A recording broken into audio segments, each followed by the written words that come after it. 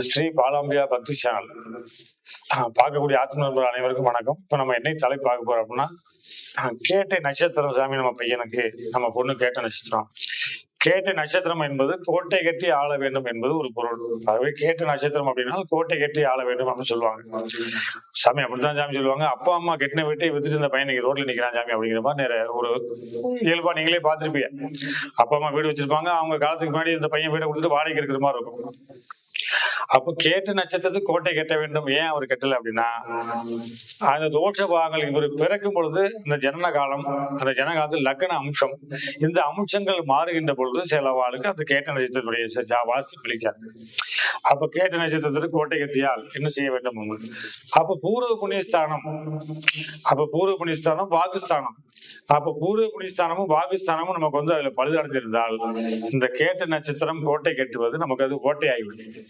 ஆகவேதான் அந்த கேட்ட நட்சத்திரத்துக்கு அந்த கோட்டை வராது.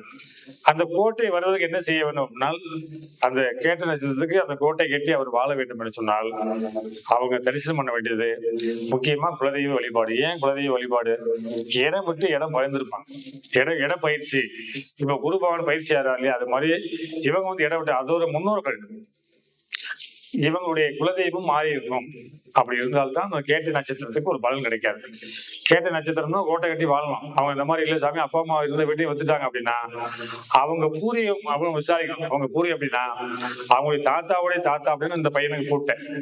அந்த பூட்டன் எந்த ஊர்ல இருந்தாலும் அவங்களுடைய குலசாமி என்ன, இப்ப அவங்க அப்பா அதுக்கப்புறம் இடையில மாறி இருக்கலாம். அந்த குலதெய்வத்தை அவங்க மறந்துருப்பாங்க, அவங்க குலதெய்வம் தெரியாம இருப்பாங்க. ஏதாவது ஒரு பக்கத்துல இருக்கக்கூடிய முனிசாமி, இதான் எங்க கொப்போ, எங்க அப்பா இங்கதான் கூட்டு போனா, இதுதான் எங்க முனிசாமி தான் குலதெய்வம் அப்படின்னு கும்பிட்டு இருக்கலாம். அப்ப அந்த தெய்வத்துடைய தோஷமான என்ன செய்யும் அப்படின்னா, இருக்கிற மண்மனையை அது சுத்தமாக நிர்மூலமாக்கிவிடும். ஆகவேதான் இந்த மாதிரி இருக்கும்போது அவர்கள் வந்து நம்ம குலசாமி எது, நம்ம பூர்வ முன்னோர்கள் எங்க இருந்தாங்க, 2-3 தலைமுறைக்கு முன்னால முன்னோர்கள் எங்க இருந்தாங்க அப்படின்னு விசாரிச்சு பார்க்கும்போது அவளுக்கு உண்மையான ஒரு குலசாமியினுடைய அனுகிரகம் அவளுக்கு கிடைக்கும். அப்படி கிடைக்கும் போதுதான் இந்த கேட்ட நட்சத்திரத்தில் பிறந்தவா கோட்டை கட்டி ஆளுவதற்கான வாய்ப்புகள் கிடைக்கும். அதை சரி பார்த்து கொண்டால் கேட்ட நட்சத்திரக்காரர்கள் கோட்டை மீண்டும் கட்டுவார்கள் என்று உறுதி. அதை எந்த விதமாக கவலைப்பட வேண்டாம். ஆகவே பார்க்கக்கூடிய ஆத்ம நண்பர்கள் அனைவரும் இந்த கேட்ட நட்சத்திரத்தில் இந்த மாதிரி எதிர்முறையாக கோட்டை கெட்டாமல் கோட்டையாக இருந்தால் அவர்கள் குலதெய்வத்துடைய முன்னோர்கள் எங்கே தான் வசிச்சாங்க அப்படிங்கிறத பார்த்து அந்த குலதெய்வத்தை வழிபாடு பண்ணால் மீண்டும் அந்த கோட்டையை அமைத்து கொடுப்பார் என்பது உறுதி.